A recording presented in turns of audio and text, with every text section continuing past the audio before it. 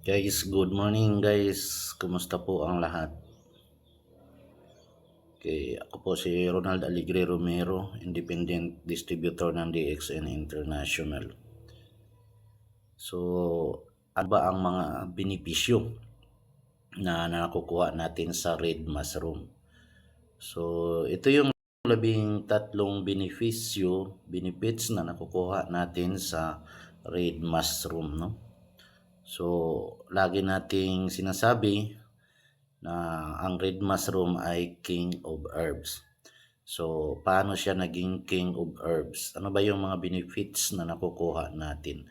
So, ayon sa ating unang research ay mayroon itong 13 therapeutic effect and health benefits na nakukuha mula sa red mushroom. Unang dito mga kaibigan, ang number one ito yung antioxidant properties, no?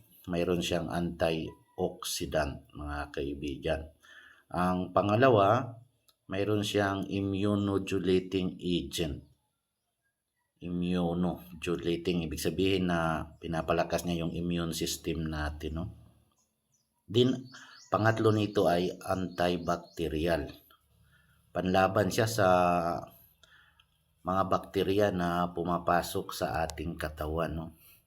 So, mga kaibigan, yung palang mga bakterya na yan ay nakukuha natin sa nalalanghap natin sa hangin, ganyan. Halimbawa, may nag-atching dyan katabi mo. Naku po, di pala basta-basta talaga yan pag pumasok sa loob ng ating katawan. Isipin mo kaibigan, yung ilong natin, pag pumasok dyan, yung hangin sa bunganga natin, talagang may bakterya na kalakip yan. Kaya kung mahina ang immune system mo, ay maaaring magkasakit ka kaibigan kapag natalo na yung immune system natin, no? So yung pang-apat yung good for the brain, no? Maganda siya sa brain mga kaibigan, no? So bakit siya naging maganda sa ating utak? Dahil pampatalas siya ng memorya, no? At saka nililinis niya yung mga maliit na ugat dyan na pumapasok sa ating nililinis niya yung mga bakterya, mga toxin o kaya yung mga materials na pumapasok sa ating utak, no? Yung mga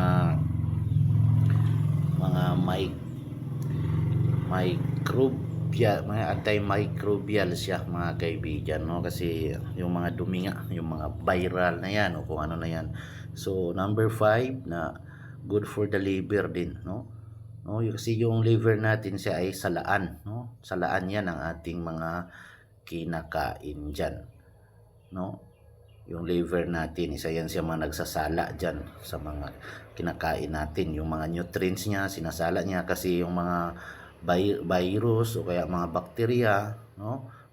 Sumasama yan diyan sa mga kinakain niyan. Sa pagmuya pa nga lang natin ay may mga bakterya na yan yung mga kinakain natin, no? May mga virus na yan. So, sinasala niya yan. So, baga, lalo na dyan sa liver natin, yung mga fats na yan, no? Kapag mahilig kang kumain ng mga, no? Yung mga luto-luto na dyan na hindi naman masyadong naluto, yung sa mga tabi-tabi, ay talagang delikado din yan, no? So, sinasala niya ng ating, ng ating liver, no? Din, paano naman niya tutulungan ang liver ng ating red mushroom? So, inaano niya yan mga kaibigan, no? Yung nutrients na nakukuha natin dito sa red mushroom na yan ay tinutulungan yan na malakas yung liver natin. Okay? So, antiviral siya, no? Panglaban din yan sa mga virus na pumapasok nga sa ating katawan mga kaibigan. Hypoglycemic effect, no? Yan yung mga kaibigan, kumbaga sa pabago-bago ng klima, no? Init ng ating katawan talagang nakokontrol ng ating red mushroom ang mga ano na yan. Din pangwalo diyan ay may healing gastric industry, no? Yung ano natin mga kaibigan, yung pangangasim ng ating sikmura, no? Dahil yung sikmura natin na yan ay kung ano na yung mga pumasok diyan, kumbaga mayroon siyang mihil the gastric industry para maiwasan natin yung hyperacidity mga kaibigan. Kasi 'di ba kapag nangangasim yung sikmura natin, talagang nag-ano tayo, nagsusuka tayo mga kaibigan, no, kapag may pumasok diyan na kumbaga kakaiba mga kaibigan. So, number 9 kaibigan, ito yung possible anti-cancer effect, no? Marami sa atin mga kaibigan na may mga cancer, no? Number 1 killing disease yan mga kaibigan, no?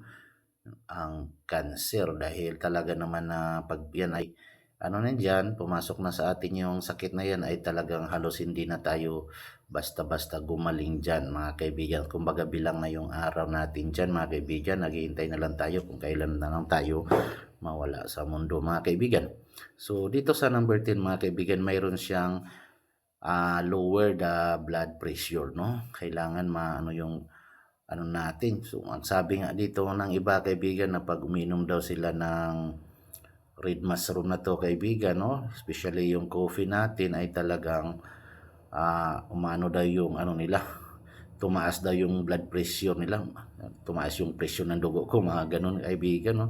So, may lower the blood pressure mga kaibigan. So, ibig sabihin kaibigan na nililinis niya yung baradong ugat mo kaibigan, no? Mahirap ngayon magpa-heart bypass mga kaibigan, no? Lalo na pag nasa puso na yung ano talaga yung ugat, kasi ang puso natin ay napakaraming ugat diyan mga kaibigan, mga maliliit. So kapag barado yan kaibigan ay maaaring ano tayo diyan, ma-stroke o kaya puputok yan kaibigan sa katagalan, no? So bakit tumataas yung presyo ng ating dugo? Dahil siya ay barado. Kung barado naman siya kaibigan, kumbaga nagpupus yung puso natin, yung heart natin talagang nagpa-pump siya ng dugo. Kung barado talagang palagay natin ay malakas na yung presyo ng ating ano, kasi tinatanggal niya yung bara. So ang pinaka good news nito kaibigan, itong red mushroom kaibigan ay natutulungan niya na natutulungan niya tayo na maalis yung bara, no? Kasi dinidetox niya yan doon sa antioxidant, no? Dinidetox niya mga kaibigan ang ating mga toxin o kaya laso na pumapasok sa ating katawan mga kaibigan, no?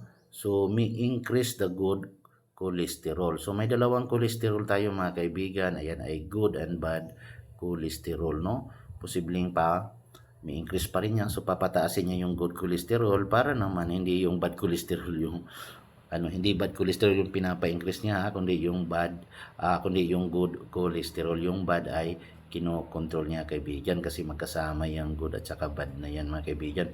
So pang number 12 mga kaibigan, may fight fatigue, headache, neurasthenia, no?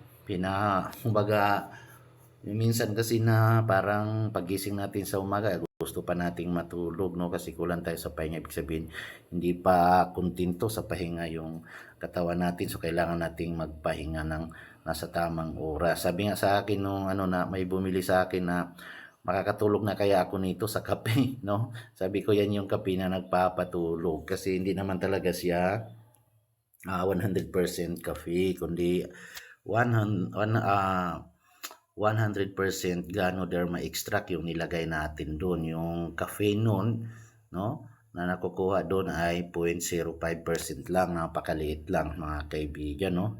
So may fight fatigue and headache, yun yung dyan mga kaibigan. So ito yung panghuli mga kaibigan, may lessen pain in people with prosthetic neuralgia, no? So, ganyan mga kaibigan. Maraming mga tao, mga kaibigan, na may mga sakit na talaga kaibigan. Kahit tayo naman siguro kaibigan o ikaw nanonood ay mayroon ng sakit o kaya mayroon ka ng gamot na iniinom, no? So, kapag may uminom ka ng gamot ay talagang ibig sabihin na may sakit ka. So, pain reliever mga kaibigan. So, dito sa Dixon International kaibigan, ang ating red mushroom ay lessen the pain, no? Kumbaga, nililis niya yung pain. Parang unti-unti yung mawawala yung sakit na nararamdaman mo, lalo na yung mga nag-undergo ng mga operasyon, no? With posterific neuralgia. Ibig sabihin kaibigan, yung mga tao talaga kaibigan na may mga sakit na talaga yan sila mga kaibigan, mga kakaibang sakit na nakukuha nila sa pagkain mga kaibigan. So, ang red mushroom kaibigan yan yung 13 therapeutic health benefits ng ating red mushroom mga kaibigan. So, ano pa ang masasabi mo dyan kaibigan? So, dito ka na kaibigan, no? Gumamit na ng DXN red mushroom. So, comment below mga kaibigan para masuplayan kita ng mga product na makatulong para gumaling ka sa iyong karamdaman. So, okay. Thank you and good morning, DXN.